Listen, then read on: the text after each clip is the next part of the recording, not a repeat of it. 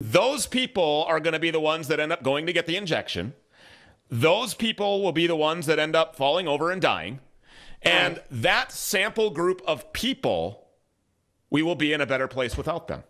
This is Stu Peters. If you're unfamiliar, he had a part on the Reawaken America tour recently. The Reawaken America tour is like this pro-Trump nutcase tour. They have a whole bunch of really famous people. I think Donald Trump himself actually spoke there a while back. They get Don Jr., they got Eric Trump, they've had the whole crew. And it's basically a QAnon conference. There's one point at which COVID spread through the entire conference, like everybody got sick. They were an illness vector, if you will, and they claimed that it wasn't really COVID that got everybody sick and actually killed some really famous people. They claimed it was an anthrax attack on them. It's just, God, dude, these people. Anyway, Stu Peters showed up at the Reawaken America tour. That's why I'm talking about it. But I want to introduce you to Stu Peters. Now, the woman on the right, this is Deanna Lorraine. She was previously an InfoWars correspondent, quote-unquote. She was like a talking head for Alex Jones's TV network or whatever.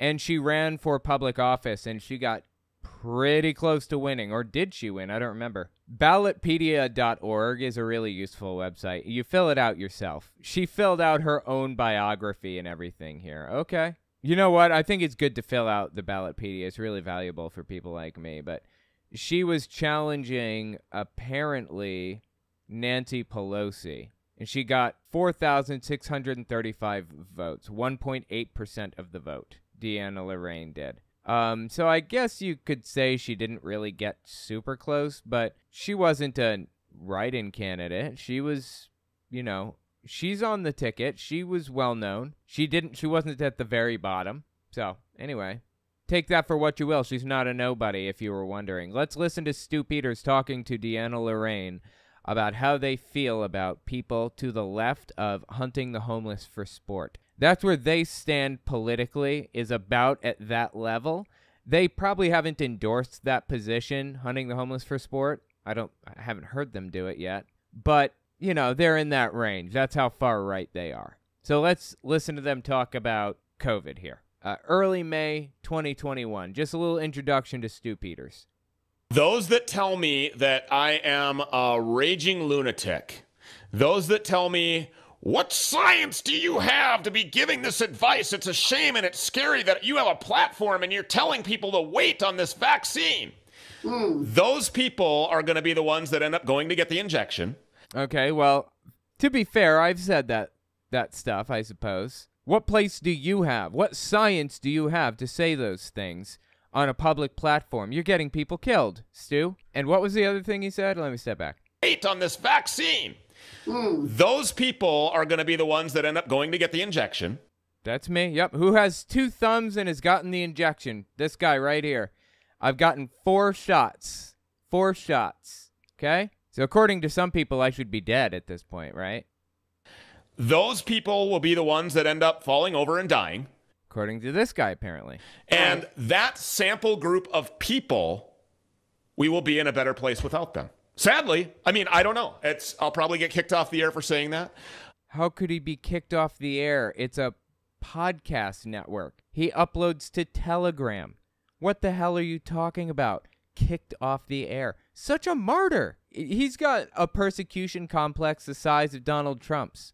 It's crazy. There is no kicked off the air for this guy because he has his own thing that he built, like InfoWars. This is like Alex Jones saying, I'll probably be kicked off the air. Kicked off of what air? You're not on YouTube. You're not on, Twitter or any of the whatever other place, Spotify or whatever. You're not on these places. Quick interjection. I won't take long. I just wanted to tell you guys, YouTube's algorithm operates off of a few factors. Watch time, whether or not you subscribe, and whether or not you like something. So if you really want to help my channel, I would appreciate it if you guys watch the video to the end. If you don't watch it to the end, just watch a little bit longer than you would have otherwise. I would appreciate that very much. All right, let's get back to the video. What a disgusting position this dude holds, though, isn't it? Like, I don't wish death on anybody. Ever. Nobody.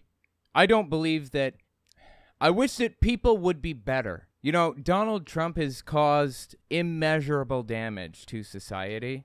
I wish that Trump was a better person and did more, and used his powers and used his authority and sway and bully pulpit for good rather than for his own personal gain. That's what I wish. But I don't wish that the dude would die.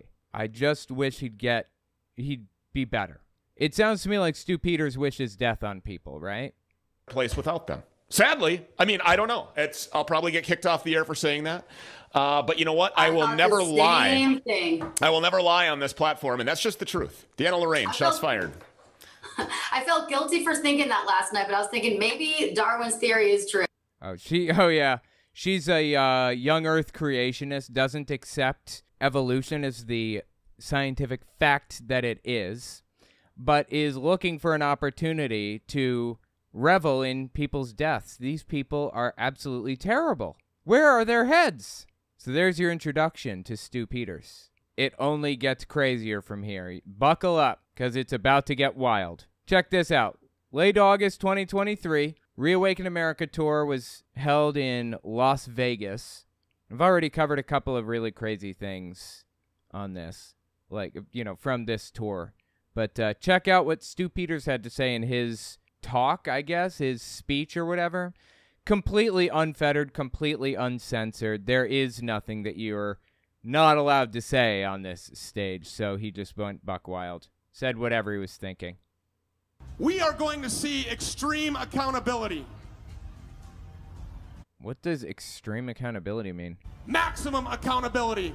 We are going to have permanent accountability. Oh, so he's saying that he wants people to die. Okay, more wishing death on people. Great. With extreme prejudice. Okay, so that's kind of a weird thing to say. With extreme prejudice? When a case is dismissed with prejudice, it means that you can't come back and try the case again. The case is done and over with, period. Like double jeopardy type of deal, right? If you dismiss a case without prejudice, it means if they come with more evidence and they can bring this case back to the court and they'll re-examine, blah, blah, blah. It doesn't sound like that's what he's talking about. It just sounds like he's saying he wants to kill people who he's prejudiced against, right? Am I picking this up correctly? With extreme prejudice. That is psychotic. That is absolutely insane. But if you think that's the craziest part of the speech, just wait. Check this one out. This is just from a couple minutes later. Then we will put Hunter Biden on trial. For what? God, the right's obsession with Hunter Biden is weird at this point. Like, what? They've got just the weirdest... I'm trying to think about how to say this in a monetizer-friendly way. I don't think there's a way to say it in a monetizer-friendly way. You get the idea. They've got the weirdest obsession with the guy. Not for tax evasion. Not for some phony gun violation or money laundering. No, we're going to put him on trial for the real crime that he committed. Treason. He committed treason?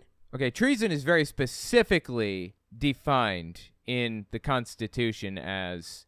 I think it's providing aid or comfort to an enemy during war, levying war against them, or in adhering to their enemies, giving them aid and comfort. That's the actual official definition constitutionally in the United States. Okay, so apparently Hunter Biden, apparently we're at war with somebody. I mean, we are actually engaged in some wars, but who did Hunter Biden help exactly? Like, who... did he give aid and comfort to?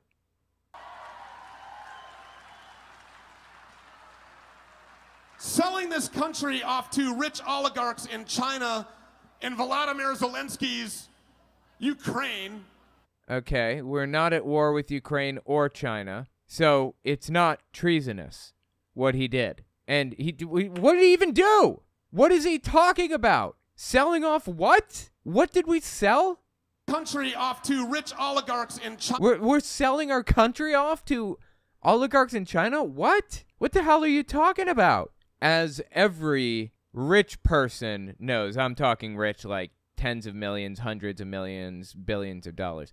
As every rich filthy rich person knows, you should diversify any money that you have, and you should never really have any cash on hand.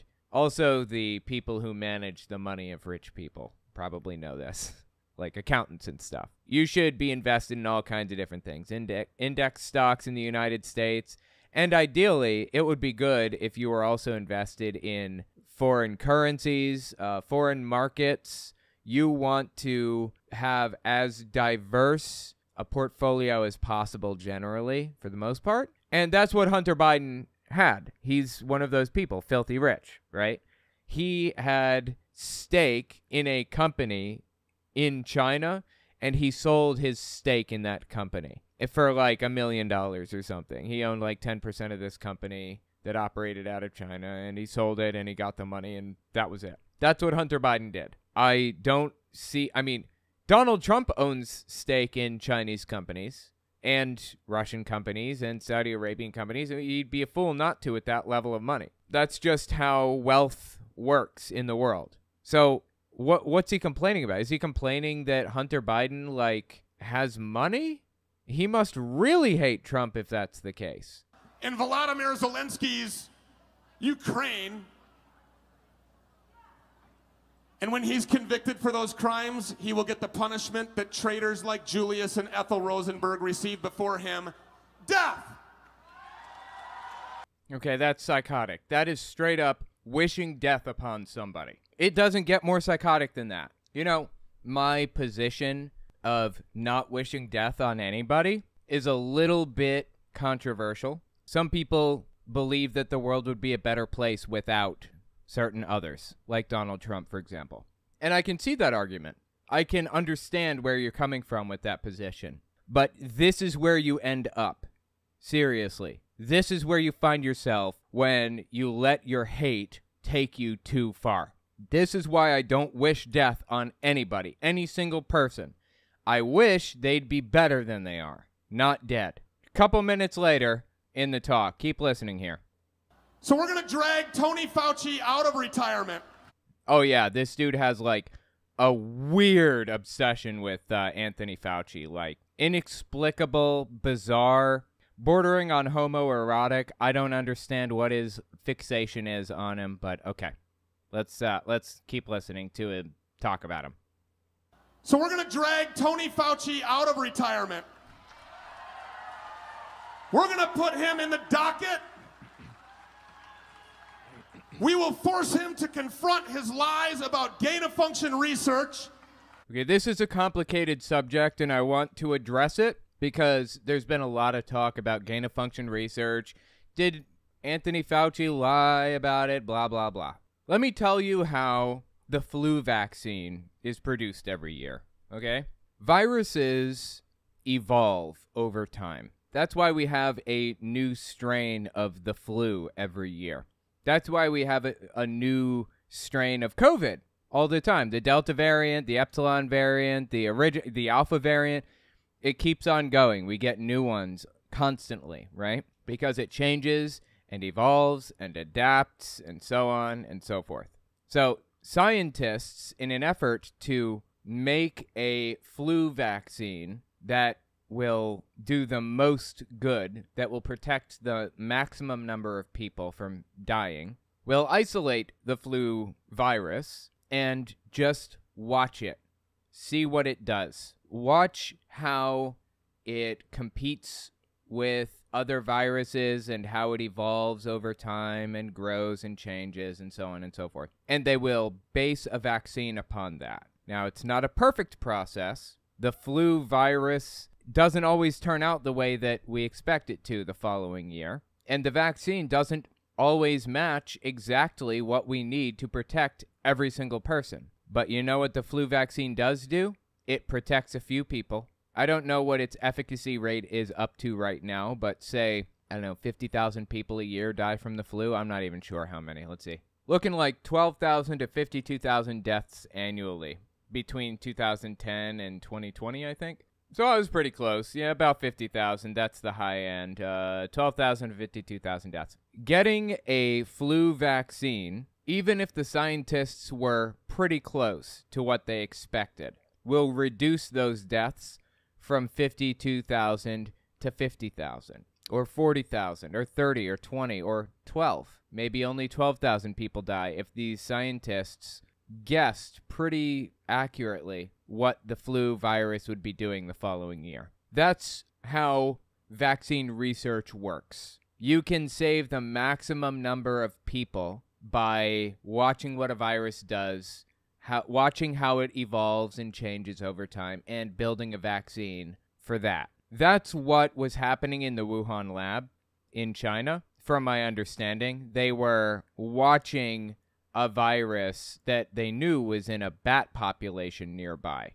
And as a matter of fact, I think there's a Minute Physics video on YouTube, or an ASAP Science video out from like 2016, like years before COVID came out, that mentioned the COVID virus in bats. They said this is likely to be the source of the next big pandemic, or it's possible that it will be. So the Wuhan lab was intelligently researching the COVID virus to make sure that, to try to find a vaccine for it before it was even necessary, because it was likely that that was going to be the source of the next pandemic. The lab leak theory, or the lab leak hypothesis, where COVID leaked from a lab and got, made everybody sick, that's a conspiracy theory still. There's no evidence for it. The Department of Energy in the United States put out a low confidence assessment that they believed that it leaked from a lab. The same level of confidence, by the way, that they used to justify the Iraq War. We have a low-level confidence that Iraq has weapons of mass destruction. I'm dead serious. And for the record, the Department of Energy is the only department as of this moment that has come out with any assessment that the COVID lab leak conspiracy is anything more than that. A conspiracy. Now, it's possible it may turn out to be true. Maybe it did leak from a lab. Who knows? I'm not discounting it as a possibility, but you know what I am doing? I'm saying it's ridiculous for you to claim that you know for a fact that it leaked from a lab when you have no idea how COVID came to be. The most likely explanation, the one supported by the most facts and information that we have, is that there was a spillover event from an animal to a human being. Scientists have been eyeballing this for a long time. Now, there's a reason that I mentioned how the flu vaccine is produced. What I described, watching the virus grow and evolve and change over time, as scientists do here in the U.S. with the flu virus every single year, that's not really gain-of-function research. That's just watching it grow and evolve. But depending on your definition of gain-of-function, I suppose you're doing gain-of-function research. You're watching it gain functions and researching that. So I suppose it's kind of gain-of-function. There's an intent behind it, though, when you say gain-of-function research. There was research going on the COVID virus that was in bats at the time, 2016 to 2019 type of era. And before that even, from my understanding. People were researching this in the exact same way. And the United States, from my understanding, was funding the lab, sending grants to it to try, so they could get information on this too, because it'd be valuable information in the event there was like a spillover where it went from animals to humans. We could have this information that would help us produce a vaccine faster. So we were sending grants to it. Now, that's a completely innocuous thing that happened. But Rand Paul wanted to fundraise off of outrage. So Rand Paul goes to the floor of the House and calls Anthony Fauci to the floor and says, "You were doing gain-of-function research on the COVID virus, weren't you? You were doing gain-of-function research," which is a complete bastardization and misunderstanding of the process. He was saying, you were sending money to China so that they blah, blah, blah, blah, whatever. Anyway, Fauci was lambasted and attacked because they were doing exactly to the COVID virus what scientists have been doing to the flu virus for years. They were watching how it evolves and grows and changes over time and trying to develop vaccines for it. And the U.S. government was funding the research also in addition to other countries so that we would have access to that research. That's what was actually happening. Now, what is Stu Peters' interpretation of that whole situation? There was an intent behind it in his mind. He believes Fauci was intentionally setting out to manufacture a virus that would kill the most people because Fauci is evil and sick and wants the most people dead and blah, blah, blah, whatever other thing. Guy lives in a fantasy land where he's under attack 24/7 by the deep state. They're coming for him. They're going to get him. And Tony Fauci is like their emissary or whatever. It's insane. We will force him to confront his lies about gain-of-function research.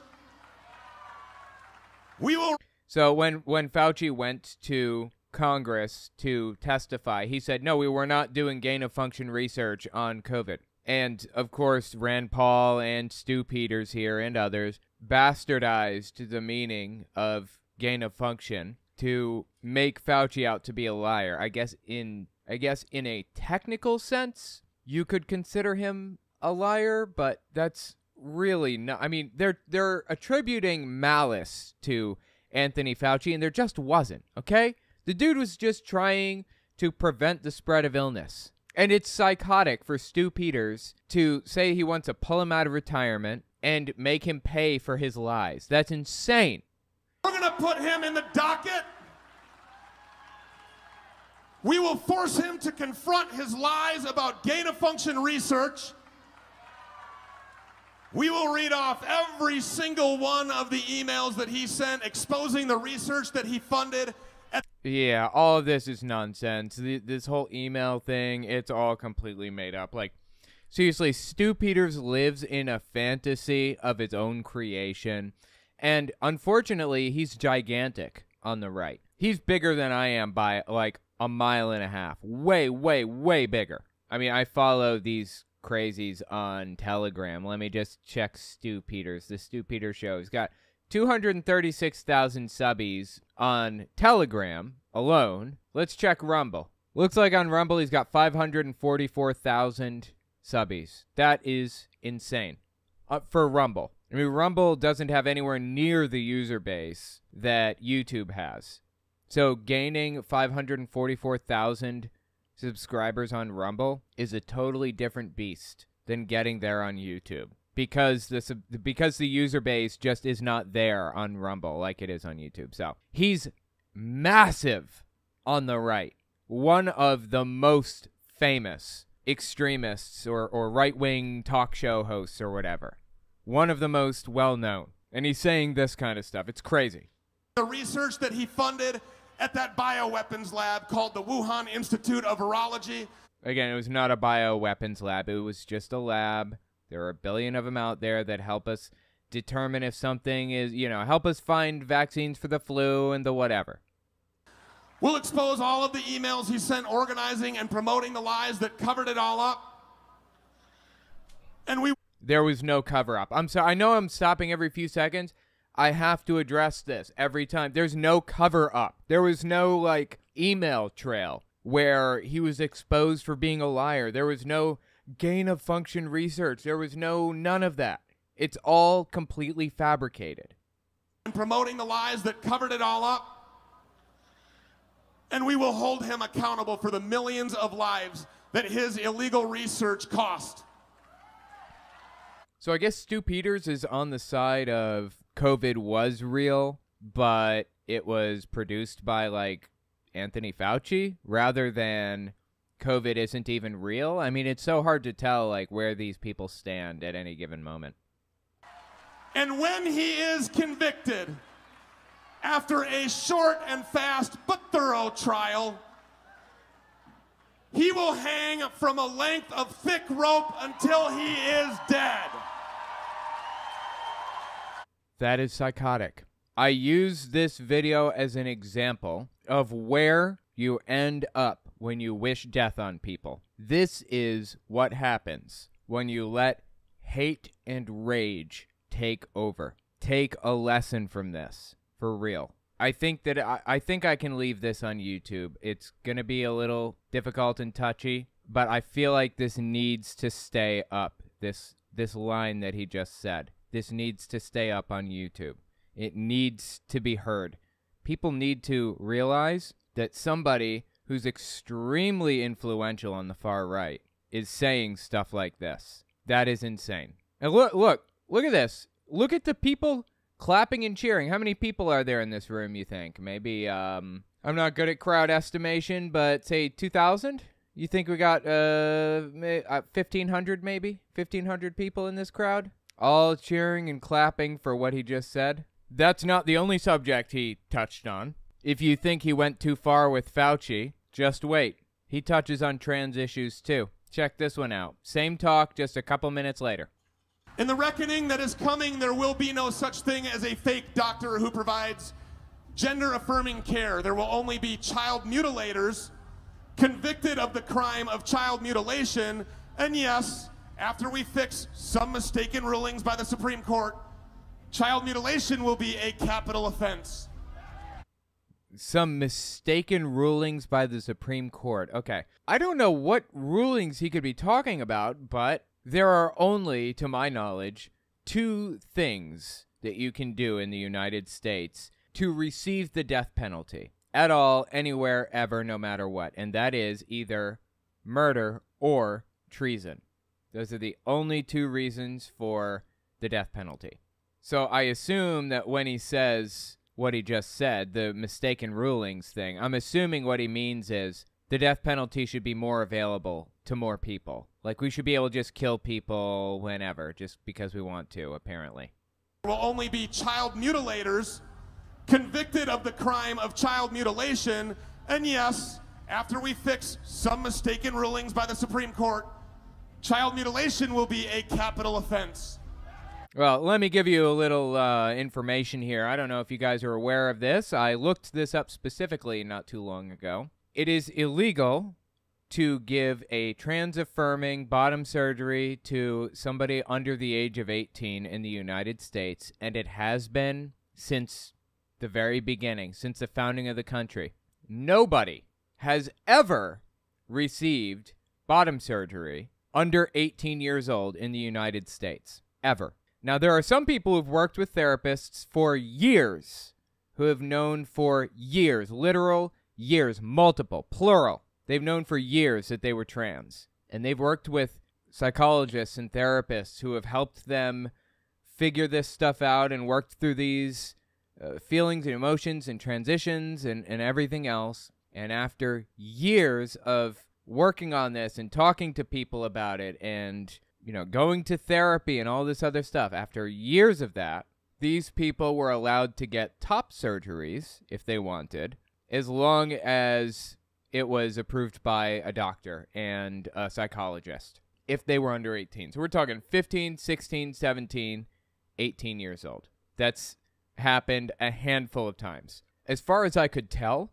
it's really hard to get information on this, but I believe that it happened somewhere in the vicinity of 200 to 300 times in 2022. Like I said, really hard to find statistics on this. Do you know how many nose jobs minors received the same year, 2022?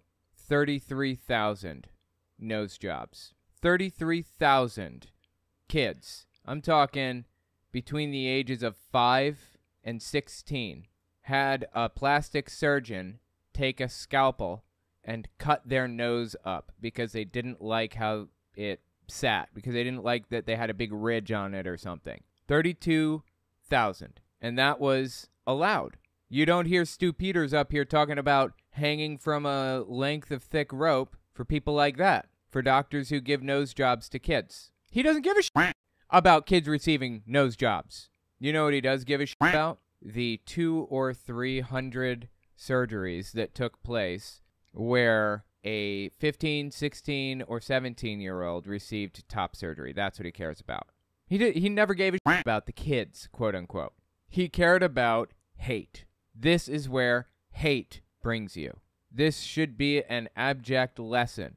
Do not let hate take over. Don't let hate take over, guys, for real. You end up like Stu Peters. Oh yeah, you know what else he doesn't care about? Circumcision. Circumcision is genuinely bad. You should not do that. Do not do that to a kid. If they want it when they are older, they can choose to have one. Do not give one to a kid, for real. You know why circumcision was popularized in the United States in the first place? Not for religious reasons. Oh no. Christians were freed from it. As a matter of fact, if you are circumcised, according to Galatians 5, if you let yourselves be circumcised, Christ will be of no benefit to you. Everyone who lets himself be circumcised is forced to obey the entire law. All 613 commandments. That means no putting 2 seeds in the same hole, no wearing cotton and linen blends, no eating pork, no eating shellfish. All of them, if you're circumcised and a Christian. So it wasn't religious reasons that brought circumcision to the U.S. It was the inventor of cornflakes. Seriously, the guy, Kellogg, was his last name? I forget his first name now. Invented cornflakes and made them as bland as humanly possible because he thought if people start the morning off with a really disgusting bland food, then their sex drive will be diminished, and that's my goal. He said, you know what else I can do to try to diminish a sex drive? Do something to destroy sensation for people. So, you know, it's not as enjoyable for them. We'll cut the tip off. For a while there, he was actually running a metal wire through, or he was endorsing this position and overseeing people doing this to children, running a metal wire through parts that a metal wire did not belong in. And if this kid got interested in something or thought about something, or hell, was just walking down the street and it wasn't thinking about anything at all, it suddenly turned extremely painful for the kid. It was Kellogg's attempt to program into the populace that sex is evil. Don't circumcise your kids. Please, don't do it. Let them decide if they want to when they're older. Bodily autonomy. Do you hear Stu Peters talking about this? Of course not. He never gave a shit about that. He probably had it done to his own kid if he even has one. He cares about the 200 or 300 or so 15, 16, and 17-year-olds in 2022 who had top surgery. That's what he cares about. Doesn't care about beauty pageants, doesn't care about circumcisions, doesn't care about nose jobs on children. He cares about the 200 or 300 technical minors, 15, 16, 17-year-olds who got top surgery. Simply disgusting. This is where hate brings you. For real. Some mistaken rulings by the Supreme Court, child mutilation will be a capital offense. And those who commit it will receive the death penalty without exception. So, again, I think he means he wants to give the death penalty out like it's candy. This guy needs help, dude. I'm telling you. If that's not crazy enough, here's another video, a recent one, late August 2023, with none other than Candace Taylor. I've talked about Candace Taylor a lot on this channel. She's just, I don't even know what to say about Candace Taylor, man. She has problems. She ran for office. She ran for governor against Brian Kemp and got like 1% of the vote or something, and then started crying about election fraud. Yeah, Republicans are doing election fraud against you, Candace, in the primaries, definitely. Anyways, she gets on there and talks to Stu Peters. Listen to what they had to say to each other. I'm so tired of talking about it. It's time that we do something about it. And what that something looks like, I'm not sure. But I do know that there was a precedent, again, set by the people who liberated this country by making tremendous sacrifices, including their own blood and guts spilled all over the ground, all over the dirt, while they left their families home, not knowing what would happen should the enemy have come across a village or a town or a settlement where their families were, where their children were, with their wives. So, walking into this conversation, he says, I don't know what this looks like, but what I do know is that the founding fathers sacrificed their lives for the country. And we haven't gotten there yet, but he's about to say, you need to do the same thing. That's the implication. You need to do the same thing. You need to sacrifice your life. Do something psychotic for the movement, for the Trump movement. Be a domestic terrorist. You know, CPAC, Conservative Political Action Conference, CPAC, it's a conference that happens, I think, once a year or once every 4 years or something like that. I don't know if you guys remember this, but a little while back at a previous CPAC, it wasn't the last one, or maybe even the one before that, I'm not sure, but at a recent one, they had this banner up at the conference. We are all domestic terrorists. This is real. They really had this at CPAC. Dead serious. At a previous one, they had a Nazi rune. The stage was in the shape of a Nazi rune. Now, you know what? Okay, I guess I can forgive it. I didn't know that was a Nazi rune. I didn't know it was used by the Nazi party. Whatever. But you know, when you see things like banners that say, we are all domestic terrorists, you start to wonder if you should give them the benefit of the doubt at this stuff. This is the kind of thing that Stu Peters stands for. This is the kind of thing he has always stood for. He is giving you instructions right now. Where their families were, where their children were, with their wives, trying to survive, trying to defeat a monarchy that had them outgunned and outnumbered and was outmaneuvering them tactically. I do know that there is a heart and a soul and a heartbeat of this country that was founded under God by Christians who made those sacrifices. And until we prove that we are ready to make sacrifices of equal proportion, we should not consider ourselves to be entitled to inherit the country that they liberated. So he's saying, in pretty clear language, people were domestic terrorists, and we need to be domestic terrorists. I don't know how else to interpret that. Candace I Taylor. agree. Yeah, so apparently Candace Taylor agrees with that. Wow, that was very abrupt. I agree. Candace I Taylor. agree. I agree. God, she's terrible, dude. She's, if you don't know Candace Taylor, this will give you a little chuckle at the end. She's the why lady. She questioned the globe heads' official narrative on the flat earth not too long ago and said she's kind of offended that people have globes all over the place. Big Globe is trying to trick everybody. Why? Why are there globes everywhere? Why? Or you buy a globe, there's globes everywhere, every movie, every TV show, news media. Why? Why? Anyway, that's Candace Taylor. And now we've got a I agree. Candace I Taylor. agree. Just, God, dude. You gotta love it. The point here is these two people are not the sharpest crayons in the box, obviously. But this is a prime example of where hate brings you. For real. This is where hate brings you. There's no room for hate in our movement. None. Okay? It is not welcome because you end up like this right here. You end up with banners like this at your conferences. We are all domestic terrorists. This is where hate brings you. Seriously. Keep it in mind. Let me know what you think about it in the comments.